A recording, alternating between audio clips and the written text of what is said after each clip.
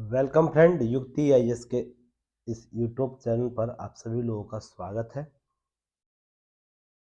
आज हम लोग डिकोड सीरीज के एपिसोड 13 में बात करेंगे संयुक्त राष्ट्र सुरक्षा परिषद के संदर्भ में। इससे महत्वपूर्ण पीटी फैक्ट क्या प्रश्न पूछे जा सकते हैं, उस पर आज हम लोग चर्चा करेंगे। इस सीरीज में आप लोगों को पता है important topic series all competitive exam related चीज़ों को कवर किया जाता है। इससे related Telegram MCQ test series भी दिया जाता है और जो भी रिलेटेड चीज़ें जानकारी है इससे रिलेटेड पीडीएफ आपको युक्ति है इसके ऐप पर अवेलेबल है। डीसीए जो है डेली करंट अफेयर सीरीज में अवेलेबल हो जाएगा, तो आप ज़रूर डाउनलोड कीजिए युक्ति है इसको गूगल प्ले स्टोर से और एप्पल स्टोर से आप लोग युक्ति है इस ऐप को डाउनलोड कर सकते हैं। साथ ही साथ लाइक शेयर सब्सक्राइब करते रहिएगा युक्ति है इसको।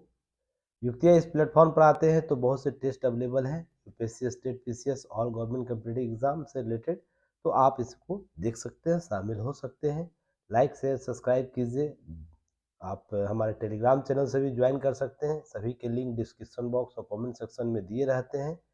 तो आज हम लोग बात करेंगे संयुक्त राष्ट्र सुरक्षा परिषद यूनाइटेड नेशन सिक्योरिटी काउंसिल के संदर्भ में कुछ महत्वपूर्ण बातें जो आपको एग्जाम उपयोगी है।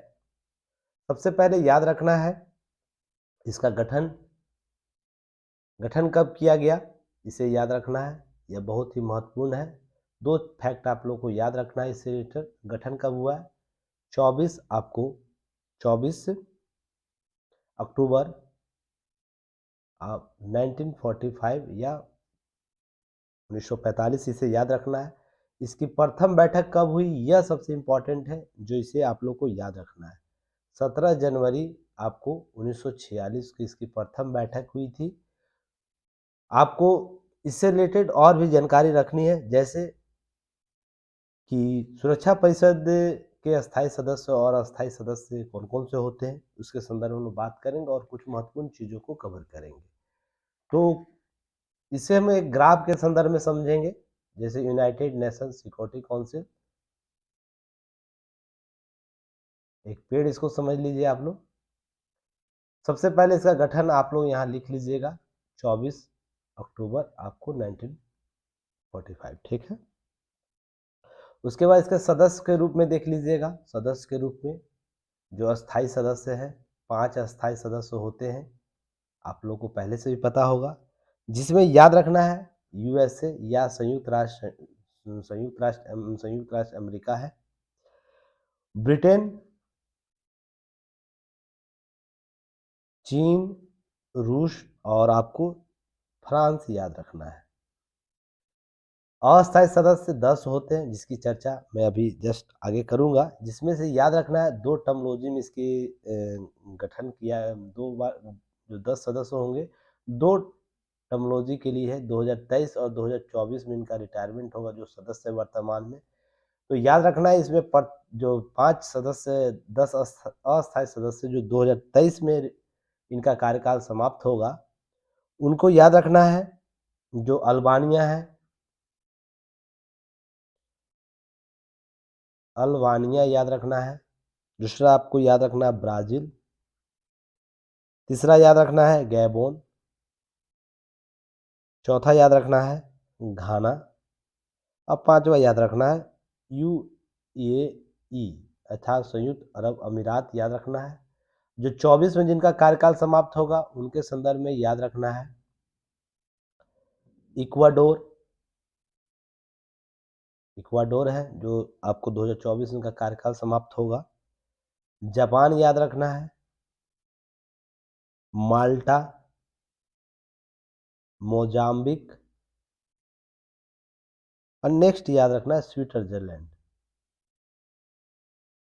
तो इस प्रकार देखते हैं 2023 और 2024 में 5-5 सदस्य जिनका कार्यकाल पूरा होगा।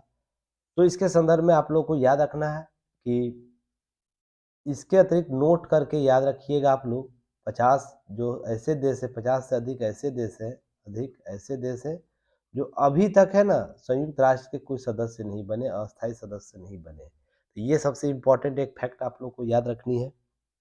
उसके अतिरिक्त याद रखना है इसका कार्य क्या है। इसका कार्य है मुख्य रूप से क्या रखना है, अंतर्राष्ट्रीय शांति सुरक्षा को बनाए रखना है। अगर सबसे इम्पोर्टेंट बात है तो अंतर्राष्ट्रीय शांति को बनाए रखना और सुरक्षा को बनाए रखना है। दूसरी चीज है, यदि कोई अस्थाई सदस्य यदि कोई अस्थाई सदस्य क्या होता है, किसी विषय पर सहमत नहीं है, तो ध्यान यह रखना है, तो वह निषेधाधिकार या वीटो का प्रयोग कर सकता है। निषेधाधिकार या वीटो का प्रयोग कर सकता है। सबसे इम्पोर्टेंट है, इस स्थिति में क्या होता है, कोई भी प्रस्ताव के संदर्भ में वीटो लाएगा, वो प्रस्ताव स्वीकार नहीं किया जाएगा। तो सबसे इम्पोर्टेंट है, तो सॉरी मेरी तबीयत खराब चल रही है इसलिए। और यह वीटो 5 जो अस्थाई सदस्य होते हैं उनको प्राप्त होता है, जिसमें आप लोगों को नाम पहले भी बताया गया, यूएसए, ब्रिटेन, चीन, रूस और फ्रांस को यह शक्ति प्राप्त है। और इसके अतिरिक्त याद रखना है, जो प्रस्ताव होगा यदि उसमें कोई शामिल नहीं होता है तो ध्यान रखना है, यदि कोई सदस्य शामिल नहीं होगा, यदि कोई सदस्य किसी विषय के संदर्भ में समर्थन नहीं करना चाहता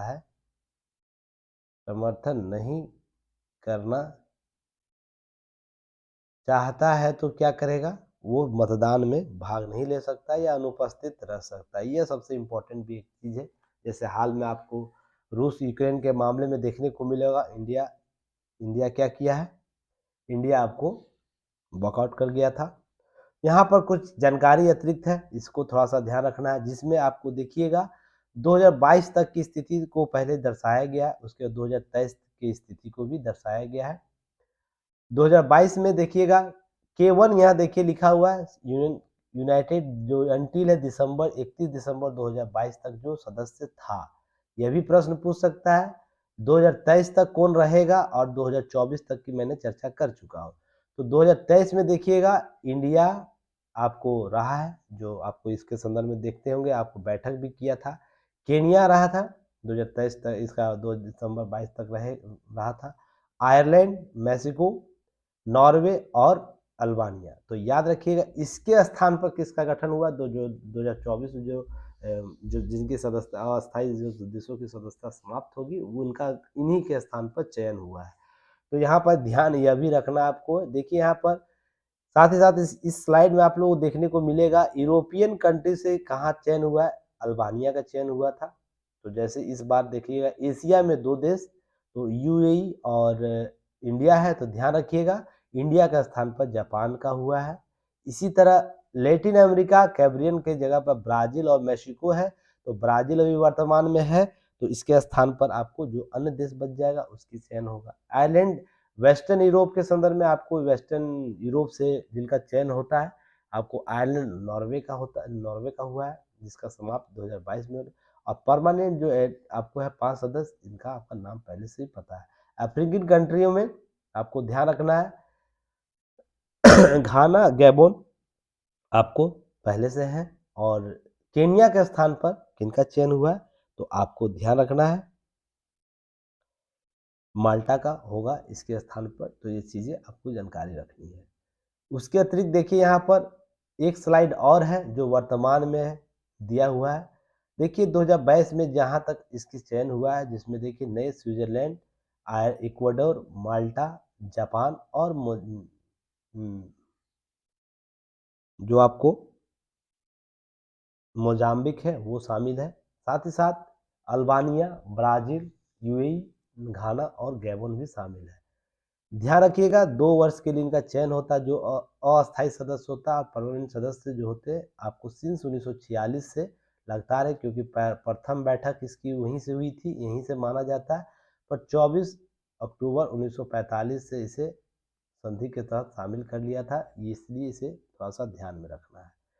इसके अतिरिक्त कुछ चीज़ें और भी है, जैसे आपको क्या जानकारी इसके अतिरिक्त रखनी है, तो इसके अतिरिक्त आप जानकारी यह भी रखनी है कि निषेधाधिकार क्या है, वीटो शक्ति क्या है। वीटो शक्ति या निषेधाधिकार भी हम लोग कहते हैं, वीटो पावर भी कहते हैं। तो किसी विषय पर क्या करता है, किसी विषय पर अस्थाई सदस्य जो है, 5 अस्थाई सदस्य P5 जिसे बोलते हैं, हम लोग कहते हैं आम भाषा में भी, कि सहमति को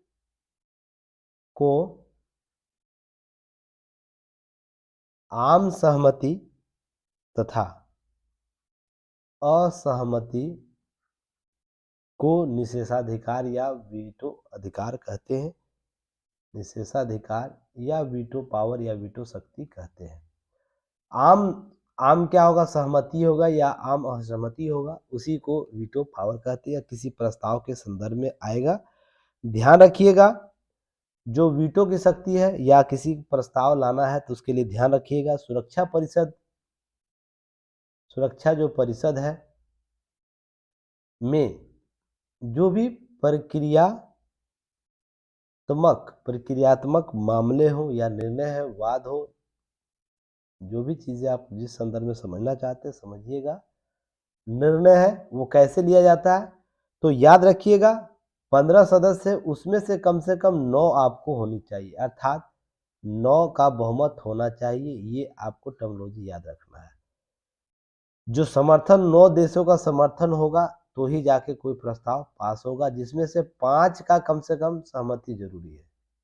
जो सहमति है, अस्थाई देशों की सहमति होना आवश्यक है, और 10 जो अस्थाई सदस्य, कम से कम उसकी 4 सदस्यों की सहमति आवश्यक है।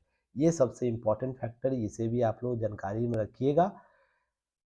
तो देखिएगा यहाँ प्रस्ताव में अगर 15 सदस्य हैं तो ध्यान रखिएगा 9/15 जरूर चाहिए सहमति के लिए, अर्थात किसी प्रस्ताव के समर्थन के लिए।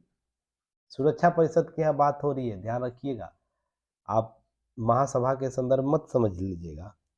तो जिसमें से ध्यान रखिएगा 5 P5 की तो जरूरी ही जरूरी है, 4 कम से कम जो नॉन परमानेंट है मेंबर है उनकी आवश्यकता जरूर है। तो जाके इस प्रकार से 9 सदस्य आपको इसके लिए ध्यान रखिएगा। और जो 2/3 सदस्य जो इसके होते हैं, 10 जो अस्थायी सदस्य जो होंगे, ध्यान रखिएगा इनका चयन क्या होता है। 2/3 जो सदस्य हैं, 2/3 बहुमत से 2 वर्ष के लिए सुरक्षा परिषद के सदस्य बन सकते हैं। तो 2/3 बहुमत किसका, तो ये ध्यान रखिएगा, यह आपको संयुक्त राष्ट्र महासभा का आपको चाहिए बहुमत इसके लिए। मैं उम्मीद करता हूँ इन सब चीज़ों को लेकर आपको जानकारी प्राप्त हो गई हो। जो इससे रिलेटेड जो पीटी फैक्ट है, चीज़ों को कवर किया जा सकता है। इसके अतिरिक्त और भी जानकारी है जो हम लोग क्या करेंगे, और भी चीज़ों को लेकर आएंगे। थैंक्स फॉर वाचिंग युक्ति आईएएस को देखने के लिए, और जल्द से जल्द और भी सीरीज आप लोग के सामने आएगा। तो चलिए फिर मिलते हैं एक नए टॉपिक के साथ, नए चीज़ों को लेकर। धन्यवाद, जय हिंद।